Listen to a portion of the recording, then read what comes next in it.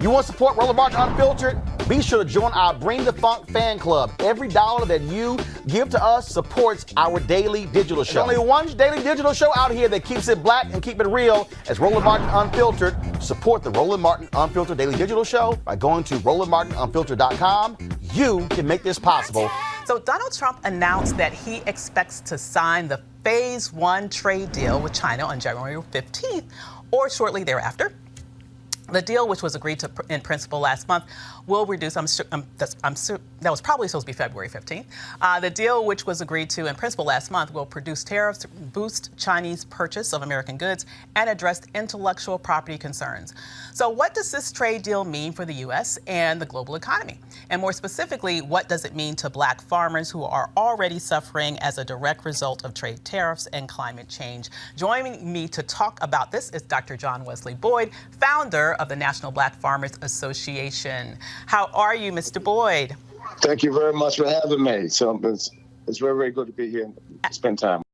Absolutely. So glad to have you here. Now, we know that you have been on the vanguard of fighting for black farmers now for years, and it took you forever to be able to get the rewards of that lawsuit that you all had won. And at the minute that it seems like maybe that black farmers were gaining their footing again financially, you're stuck with this situation with the trade war. You know, how have black farmers fared as a result of everything that's going on right now between Trump and China? Well, I tell you, the trade war has really hurt black farmers more than it hurt white farmers because, one, we're not participating in the president's so-called bailout program for farmers, the MP payments that went out, $13 billion. Blacks are just not receiving these funds. Wow. And we pressed the administration and we pressed Congress at several hearings to look into the matter as to why black farmers around the country aren't receiving these payments. And quite frankly, the payments are going to large corporations such as JBS, a foreign pork company, received a $13 million payout. It should have went to farmers. So there's some wide disparate figures that's currently happening, and it's going on without little or no oversight. And it's because the president continues to say something more stupid than he said today. So you can't keep your issue out there to where the media can really dig into the issue and hold this administration accountable, because the president simply says something that takes the focus off today and changes it again tomorrow. Absolutely. He's the master of deflection. So yes, deflection is the word I'm looking for. Absolutely. So I'm sorry, go ahead. And I was saying that this administration has been black people's worst nightmare. And what I mean by that is there's no loans going out to blacks at the United States Department of Agriculture. The top 10 banks aren't lending money to black farmers.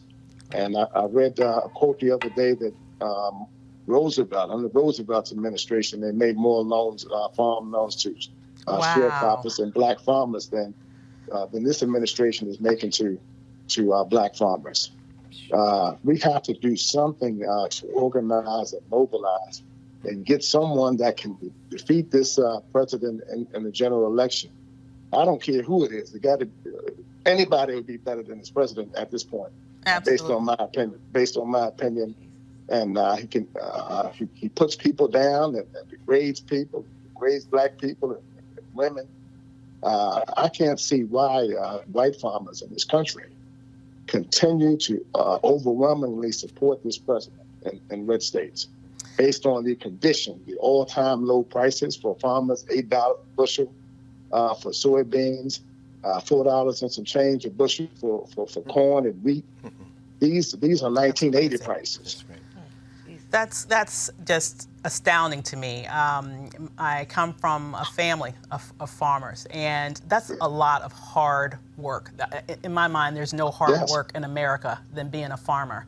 And I'm wondering, from what you just described, you're not getting access to the quote-unquote bailout money that's actually going to big business instead of farmers. You're not getting access to loans to be able to keep your farms afloat. And at the same time, you're getting squeezed on the supply line because of this war that's going on, this trade war that's going on with China. Do you have any sense of how many of our farms have been lost because of this incompetence? Well, I can tell you at our national conference that we had last November, the farmers are simply saying they don't know how they're going to hold on. And, and we're going to have to band together and start helping ourselves, because this administration ain't going to help us. And, there's athletes and persons of color, and we need to start organizing and opening banks so that we can start lending ourselves some money instead of begging money from our top 10 banks that don't want anything to do with us. These are some things that we have to start doing, and we're going to have to start doing it fairly quickly. My dad said the other day, a man almost 80 years old, we're going to have to start loving one another to make these things happen, because this administration wants nothing to do with black people, and they treated black farmers worse than the dirt on the ground. Oh, my goodness. So I kind of remember towards the end of the last campaign that Trump, on his final appeal, said famously, "What do you have to lose?" Referring to black people as he was running for office. If you were to answer that question now, in hindsight, what has black people lost, particularly black farmers, as a result of having someone like this in the White House? And I'm going to sum it up with one word: everything. My Lord. Wow. Everything. Wow. And this president is the worst thing I've seen in my adult life, as far as in the political arena. And I've had the opportunity to visit with every president since Jimmy Carter in the White House, Republican and Democrat. This president is the worst. His secretary, agriculture secretary, Sonny Perdue, told me in a meeting when I asked them about putting more blacks into local offices on the county committee so that blacks can start receiving more loans. He said that he didn't need any tokens or people that didn't want to work. What? This is what Sonny Perdue said in the cage at the United States Department of Agriculture. And I asked him what he meant about that. And I told him I didn't know any black farmer that was on the farm working that didn't want to work. And I told them that I have 2 young men. I can still outwork my sons. And I told them, Mr. Secretary, I probably can outwork you. They have the wrong myth about black people, that we don't want to work. And they forget that we built this country. Come on now. We made cotton king and tobacco gold. We done all those things as black people in this country. And we cleaned up the South and all of these things. Black people done that, and we done it by work, and quite frankly, we done it by free labor. Absolutely. So, why don't understand that we're not lazy, and we're not looking for a paycheck on Friday that we didn't earn. So all that stuff is myths, especially as it relates to black farmers. I hear you. So we do have one question here from the panel. Yes, Mr. Boyd. So I saw in the Phase 1 deal that there is a goal or China is kind of promising to basically restore the prior levels of what they were buying. But you also mentioned that the price has been cut so low, so the volume that you have to produce is so much higher, right? So is there any relief that you know of in terms of the pricing, or does it seem like you're going to have to work twice as hard just to get back to square one with this Trump failed tax trade policy? We're gonna have to work much harder to get back to where we were. And like myself, I raised corn, wheat, and soybeans, and 100 head of beef cattle. Black farmers are going to have to start diversifying and growing crops such as hemp, and start thinking out of the box and do more creative things to create wealth and income on our farms, because this administration simply isn't going to do it for us. Wow. Well, Mr. Boyd, thank you so much for your advocacy and all the work that you do for black farmers around the nation. And thank you guys for doing what you do. I listen, and you have some powerful conversation, and people are listening. So thank you for doing what you're doing. Absolutely. Absolutely. Thank you. Well, Any thoughts about this? I mean, this is like tragic. It is. And in reading it, I thought about the 1619 project in which they talked about black farmers. We've seen the stories of black farmers, how they're being forced really to sell land. And I'm so glad Dr. Boyd said what he said, because the whole profile of black people being lazy is what was the first thing that got me kicked out of class when I was a child.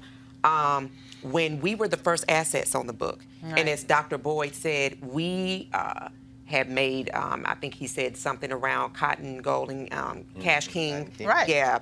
And so when you think about that in terms of who is actually getting away, who is actually getting over on the system, who is skirting the system, we're seeing it played out in impeachment right now. You're talking about a man who could stand to lose 886 acres. Wow.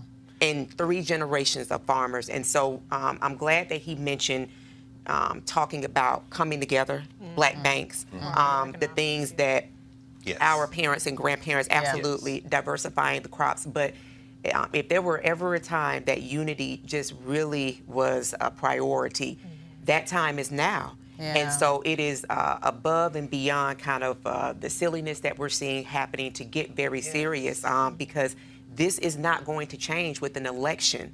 It's not going to change with an election. No. It's a as you say, Erica, it's an economic model. I mean, if you go back to the Civil War, when the North actually, in places like Davis Bend, Mississippi, and in the Sea Islands, South Carolina, turned the land over to the formerly enslaved Africans so they could work that land, and they used that profit to actually pay for the Freedmen's Bureau to subsidize the war effort. When they then, after the Civil War, gave that land back to the former slave masters and northern land speculators, that began the land theft of black people. Van Newkirk wrote an excellent article in the Atlantic about 3 months ago on this theft of black land. Ironically, much of that theft land is now in the hands of agribusiness. Is one of the deepest pockets that an investment group that we probably all know, TIA CREF, comes from. So some of us actually, it's in Van Newkirk's article for the Atlantic. I suggest the reason I bring this up because John Boyd is a legend. He's a titan in this struggle. And what he is saying actually taps into a long history of black collective land ownership and buying. You know, Sonny Perdue is an old line race criminal. Yes, he is. A deep racist in big agriculture, no question. Man, when you see the subsidies that are going on, it's going, over half that money is going to that little 1%. Sonny and his boys. And so John Boyd, it may look like a lot of land to us, but those are small farmers. The only way they're going to be able to get to do something is to collectivize community land trusts, agribusiness, black-owned banks, and then they can move forward. This is where the sister who got kicked around by the former Secretary of Agriculture in the Obama administration, Shirley Sherrod in Georgia, caught an L because, see, Shirley Sherrod and them were doing that in the 60s and 70s, but see, the problem is the political economy. The Republicans are at the absolute worst thing, but what the Democrats are going to have to do, they're going to have to learn a little bit more about collective work and get away from this hyper-capitalist model. But I'm not saying the Republicans shouldn't, because Republicans, we got to get them out. The other thing I would say is this. China is no friend of anyone in the United States. They're never going to restore the amount of subsidy money they were giving to the United States. That money's now going to Brazil. That money's going to go to Latin America. Can you blame them? Well, no, but that's business. Trump screwed that up. This is the thing that really is the tragedy. When we don't look at the United States in an international context, and we think that somehow national politics don't have an international thumbprint. That's right. When we cut ourselves off as black people from people around the world, when the Chinese decide, y'all go to hell, we're all over Africa, we're all over Latin America, the United States of America is getting ready to implode. You're right. And it's going, when it implodes, we're going to be standing here naked talking about what happened, waving flags. We got to get smarter about this. Come on. And if John Boyd needs to make a deal with the Chinese, don't go to Washington, D.C. to do it. Get on the phone and call Lagos, call Sao Paulo, and figure out the United States has never been the friend of black people. We got to think differently to do this. And it doesn't begin with saying America first. No, black people first. And that's a different paradigm. Absolutely. I do think, though, that this is an opportunity for the Democrats to step up, because the reality of the matter is that this bailout is an appropriation. It's congressional funds. So the Democrats, hey, receipts, community. That's right. When these appropriations are done, you need to be getting up in there. You want to call it pork? I don't give a damn what you call it. That's Yeah. But show up for the black farmers. They have power in these negotiations, just like they will and deal for everything else. God damn it, will and deal for this. Come on, Okay. come on. So when these appropriation, these bills, you want to talk about the Iowa farmers, when you talk about the white farmers, you don't want to talk about the black farmers. That's right. Handle that. Right. Okay. Use your power, your congressional, your constitutional power over appropriations to make sure that there is more equity in these bailouts, and that they're not just going to the wealthy, and that they're not just going to the white farmers, but that they're going to the black farmers who need it the most. Right, and that's what Absolutely. we're talking about, the value of the black vote, because right. Dr. Boyd also said he's not heard diddly squat. He said diddly squat from a Tim Kaine Right. and from a Mark Warner, who thought it was so impressive in 2016 to be speaking Spanish as a VP candidate. So absolutely, I totally agree with what you said, Reese. This is a time to step up and show and prove. This is the time. Absolutely, absolutely. And you know, this is where our land is. Yeah. This is where generational wealth is in our community. We oftentimes overlook what's going on in rural areas. We definitely overlook the fact that there are black people in rural areas, That's and right. we specifically overlook the plight of black farmers. Except for you, Erica. She ain't forgot her country roots. She's clutching her pearls. Like, I talk about that all the time. Right. But you know, for real though, we need to focus on Yeah. this part of our community that is valuable, that has family bonds and family wealth that goes back for generations, and we have to do everything that we can to protect it. Yes. Because once that land is gone, it's gone. It's gone. And I really feel like there are folks that are sitting here just waiting for the moment to snatch it up. There is Absolutely. wealth in it. Come Yes. on. Yeah. Yeah. Absolutely. All right, folks, back to our Roland Martin Unfiltered video in just one moment. On Monday, February 3rd and Tuesday, February 4th, the National Leadership Conference is issuing a call to action. Next year will be a critical year for the nation and a year of existential threats for the African American community. From the potential continuation of devastating Trump administration policies to a census cynically designed to undercount our community, to national, state, and local elections, the African American community needs to be organized and assert the full force and power of our communities, including electing people who will champion our interests. The conference will be called with a sense of urgency that concludes with a specific action plan for African American leaders to take back to their communities.